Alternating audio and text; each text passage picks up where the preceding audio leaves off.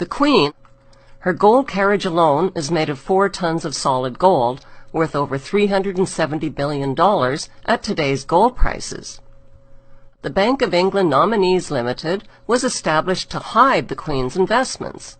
Secrecy about her wealth protects her. Government and banking officials inform the Queen about where to invest her wealth.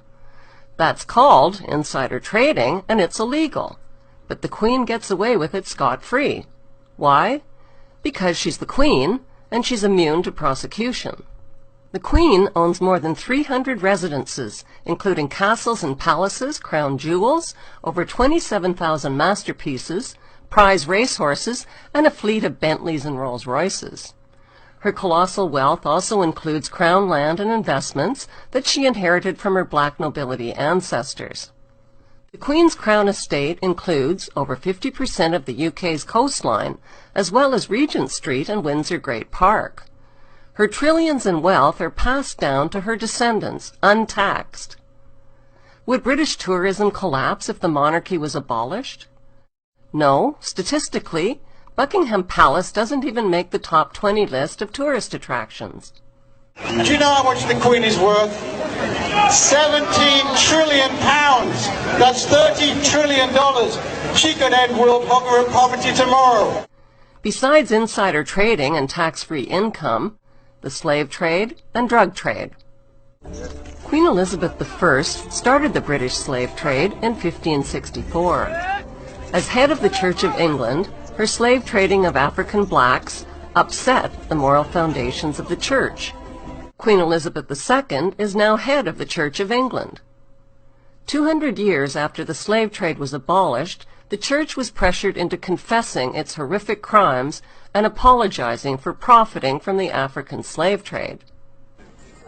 At first, the Queen and the Church only admitted to owning slaves and plantations, but the public soon discovered that the Church had given their blessing to something far worse. The Church had approved the beating, mutilation, rape, kidnapping, and murder of tens of millions of Africans by declaring that Africans had no soul.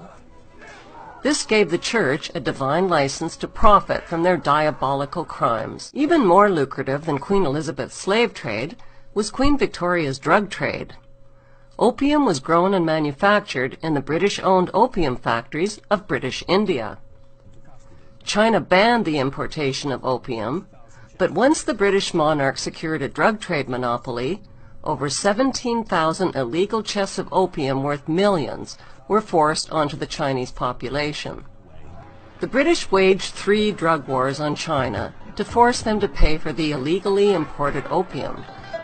China's emperor didn't stand a chance against the British East India Company gunboats and Royal Navy.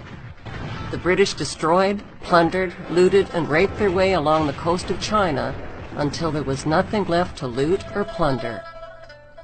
On August 29, 1842, the Treaty of Nanking forced the Chinese government to pay £15 million to the British merchants to open up its ports to opium trade and to cede Hong Kong to the British.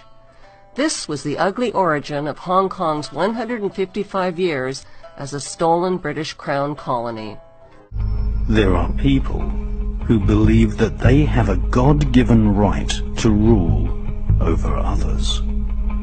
They believe that their outward appearance is superior to all others. They harbor selfish ambitions to be rich and to have power over what they describe as common people. They lie, cheat, steal, strangle, stab and slash their way to power. They believe that their actual willpower, what the British occultist Aleister Crowley described as the will of Thelema, the royal will, must be obeyed. Literally millions of people have been slaughtered at the behest of the royal lust for war, and thousands of people have been assassinated so that demonic dukes and killer queens can reign supreme.